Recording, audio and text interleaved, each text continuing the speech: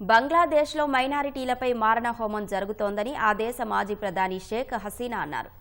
దాడుల వెనుక తాత్కాలిక ప్రభుత్వ సారథి మహ్మద్ యూనస్ కీలక పాత్ర పోషిస్తున్నారని ఆరోపించారు.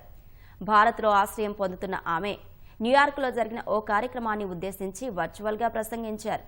హింసను ఆపడానికి తాను దేశాన్ని వీడానని, కానీ అది ఇంకా కొనసాగుతోందని ఆవేదన వ్యక్తం చేశారు. ప్రస్తుత బంగ్లా ప్రభుత్వం మైనారిటీలను రక్షించడంలో విఫలమైందని మండిపడ్డారు. హిందువులు ఆందోళన చేస్తే సాధువు చిన్మయ్ కృష్ణదాస్ను అరెస్టు చేశారని అన్నారు. ఎందుకు మైనారిటీలను హింసిస్తున్నారని హసీనా ప్రశ్నించారు. 1975లో తన తండ్రి ముజిబుర్ రెహమాన్ను హత్య చేసినట్లే తనను తన సోదరి షేక్ రెహానాను అంతమొందించడానికి కుట్ర జరిగిందని ఆరోపించారు. మరోవైపు బంగ్లాదేశ్లో మైనారిటీలపై జరుగుతున్న హింస నేపథ్యంలో బ్రిటన్ ప్రభుత్వం తమ పౌరులకు కీలక సూచన జారీ చేసింది. బంగ్లాదేశ్లో ఉగ్రదాడులు జరిగే అవకాశం ఉందని, అత్యవసర పనులు ఉంటే తప్ప ఆ దేశాన్ని వెళ్లొద్దని సూచించింది.